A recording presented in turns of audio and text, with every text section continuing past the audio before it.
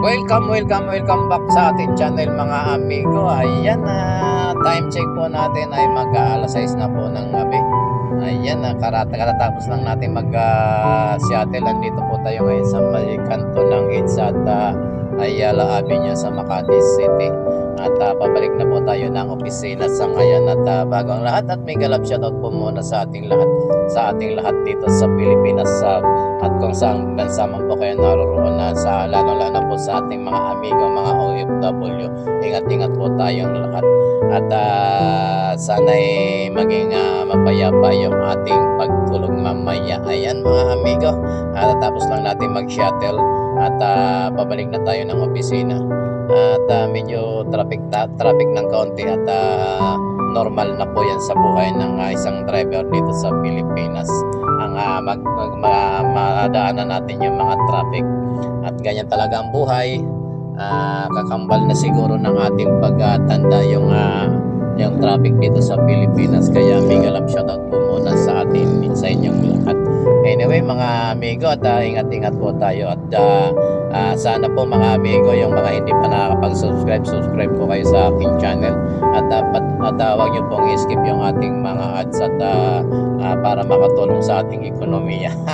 Talagang ganyan po mga amigo. At habang tayo nagtatrabaho, nagbablog tayo, baka sakali makajamba at malay natin at yung inyong maliit na ambag sa ating channel malaking tulong po para sa aking pamilya.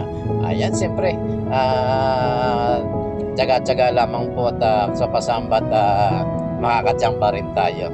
Ganyan talaga ang buhay. At kahit na sabi nga nila kahit na wala ka pang masyadong kinikita sa pagbablog, tsaga-tsaga lang. Malay mo, bigyan tayo ng pagkakataon at sa tulong ng ating mga subscriber at mga amigong mga mababait na viewers natin, magkaroon tayo ng pagkakataon. Ayan, ingat po tayong lahat. At ulit po, at maraming salamat po sa inyong lahat. At mag-iingat po tayo sa ating ginagawa sa araw na ito at sa oras kung saan man po kayo naroon. Ingat po kayo at pagpalain po kayo ng Panginoon. Sana huwag nyo pong exit yung ating mga ads para naman po sa ating ekonomiya. Ayan, mabalos po sa Indoga Boss. At ingat po kamo. At tayo naman didiretso na po tayo sa ating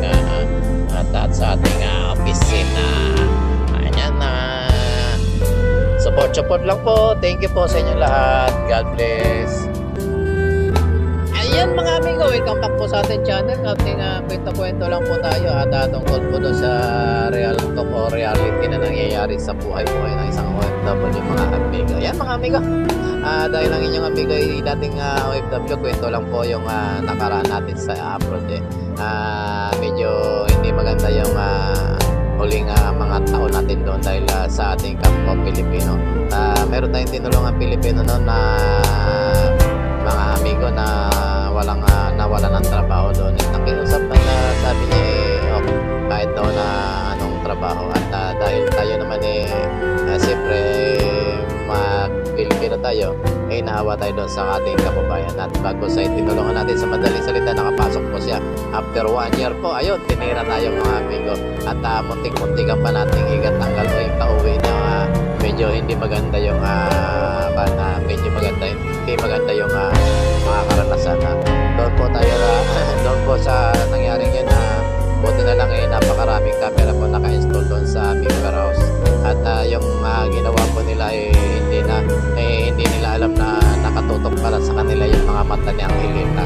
Ayan, nakita po ng ating logistic manager na ginawa nila, pinagtulungan nila yung gawin yung bebe na kaya sila po mismo ang napauwi ng hindi tamang oras. Ayan, sana maging aral yung mga ganong pangyayari mga amigo.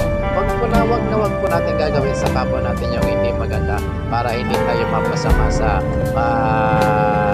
mga pangyayari. Ayan mga amigo, ingat po tayo. Wag po natin gagawin yung hindi maganda sa kapwa natin, maging anong lahi man po yan at maging anong nationality. Basta ingat po. I love you. Ingat po kayo. Love you. Bye-bye.